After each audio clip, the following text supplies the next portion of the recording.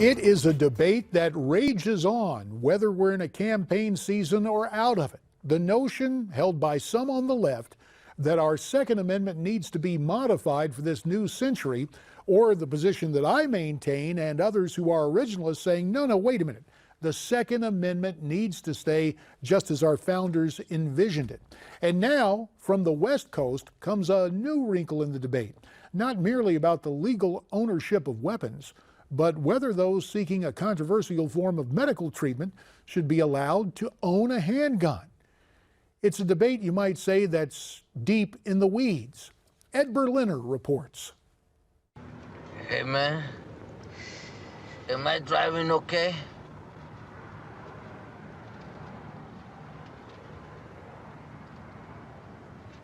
I think we're parked, man. Fair to say that when the subject of marijuana comes up, medicinal or not, plenty of people still view the drug as it's been for decades, dating back to the Cheech and Chong days. This, of course, is outdated and incorrect. Take, for instance, the fight in Oklahoma this week to allow those desperately in need to get this treatment for them and their loved ones who have to endure excruciating pain on a daily basis. This is about the pain and suffering of humans, and it's gotta give. But now, in a twist no one saw coming, medicinal marijuana is embroiled in a debate over using the drug to treat pain and being able to own a weapon as defined in the Second Amendment. The Ninth Circuit Court of Appeals in San Francisco hammered down the case of S. Rowan Wilson, who was denied the right to purchase a firearm in 2011 after she obtained her medical marijuana card in Nevada, basically saying the Second Amendment protects a lot of rights, but not for unlawful drug users to bear arms. The court cited the current federal law, which bans the sale of firearms to illegal drug users, which she technically is, despite the fact medicinal marijuana is legal in 25 states and the District of Columbia. And despite no evidence that marijuana use makes people more prone to violence and the scientifically proven medical benefits, opponents point back to the DEA recently classifying marijuana as one of the nation's most dangerous drugs. It's not about danger. Stuff in Schedule 1 could be really dangerous or not as dangerous. It's whether or not it's a safe and effective medicine.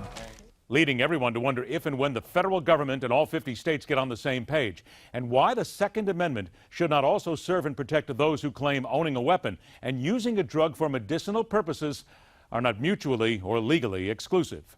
For Newsmax, I'm Ed Berliner.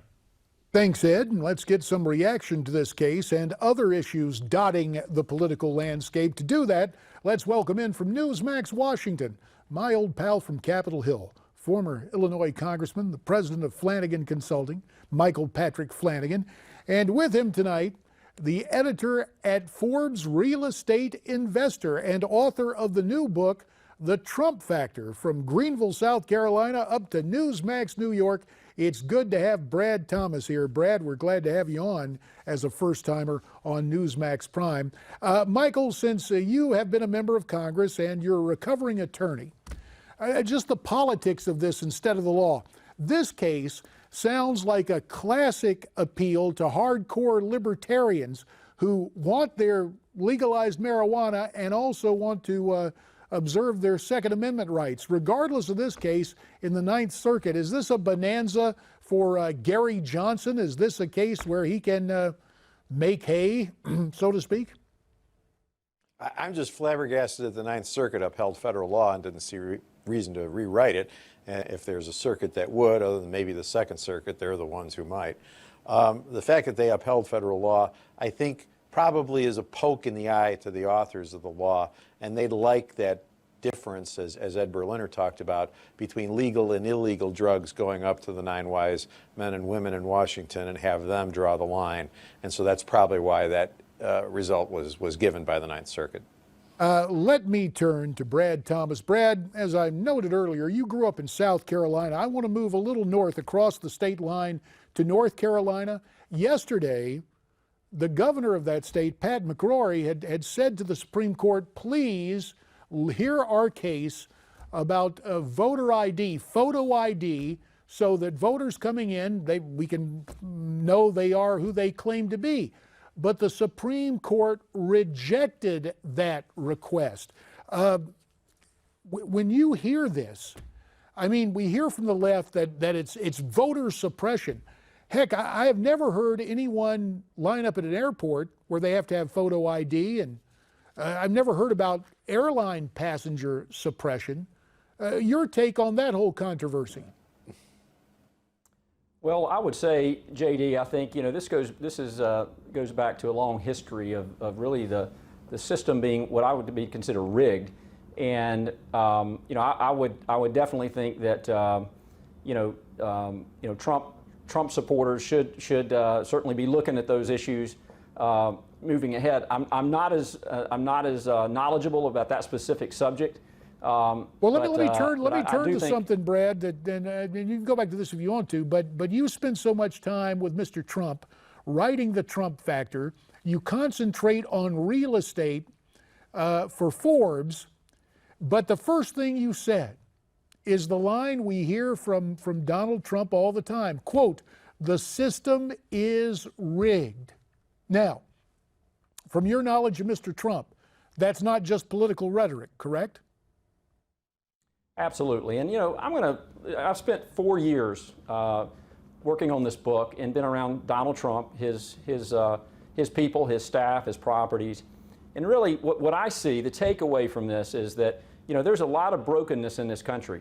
There's a lot of things that need to be fixed in this country. And, I've been to every property that Donald Trump owns in the world. And I've seen how he's been able to put these properties back together, take things that are broken and putting them back together again, not just from an individual effort, but from a whole staff and leadership position. It takes more than one person to build Trump Tower and all these properties. So JD, what I'll tell you is, this guy knows how to take broken deals and putting them back together again. Yesterday morning, I had people ask me whether or not I was surprised that he flew down to Mexico and then in the same day flew over to Arizona for his 10-point immigration plan. And I watched that whole process last night. I went to bed at 11 o'clock. Just amazing to see, but it does not surprise me to see Donald Trump do this and go meet the Mexican leadership, president, in person. That's how he does business. This guy knows how to take things that are broken and put them back together again. I've seen it firsthand. Let me turn to Michael Patrick Flanagan, because there are a couple of things, Mike, given your background, having served in Congress and as an attorney. Not only the North Carolina case, where this 4-4 tie really works against, I think, ballot security, because the leftists on the court said no. You've got that going on with North Carolina. We don't know how it will affect other states who simply want to have photo ID for their voters. But there's something else looming there, and in Washington, you may have heard about it and certainly talked about it. The Secretary of Homeland Security earlier this month said he's considering declaring our elections to be critical infrastructure and having the Department of Homeland Security basically take this over in all the states. Now, you went through, and once you got elected in Cook County, Chicago, but I got it, this gives me the willies. The notion that Homeland Security would take over the election process. What do you think they're up to down at Homeland Security and in the Obama administration? Well, nothing the Obama administration is devoid of some political overtone. I mean, that's just absolutely true with these guys. It's how it is, and we've accepted it as just part of the way it works. Well, it's not part of the way it works. Let's go back to your first question about North Carolina. These judges, when they said that the law needs to be struck down, they said so because it was of racial overtones, that the North Carolina legislature were acting as racists, trying to purposefully keep blacks from voting. That was the holding. And the Supreme Court, in a 4-4 tie, upheld what they did, because to affirmatively defeat it, you have to win that vote. So Scalia's dead, and the 4-4 is going to work in favor of lower court rulings. Lower court rulings are hopelessly dominated by Obama appointees. There's no liberal bias here. There's no liberal view on this. It's a Democratic view. These are Democratic hack judges who are holding up the Democratic line. That's a leap. It's a quantum leap from just saying, well, we have a liberal view in justices. No, we have a partisan view in justices, and this is something we need to be really afraid of, and something we need to be aware of, and we need to work against. And your second point about Jay Johnson here in town taking it over, it ought to give you the willies. the federal government can't do anything well, can't do anything quickly, and can't do anything completely. But what they can do, what Democrats can do from the beginning, is count and count and recount until they get the total they like. And that's the problem that we have to look forward to, is that you have a partisan administration, whether this one or the next one or the one after it, keeping hold of the entire election process, elevating it away from the states to a national level, having your election votes decided in Okoboka County, Oregon, 3,000 miles away. I like that Washington, county, but DC. yeah, the Washington guy's taking over. We hear you. Michael Patrick Flanagan, Right. thanks. And to our new friend Brad Thomas. Actually, I've known Brad a long time. We were both younger men when he used to watch me on Channel 4 in Greenville, South Carolina. His book, again, is The Trump Factor. Thanks to you both. When we come back, Monsignor Hillary Franco remembers Mother Teresa. Stay with us.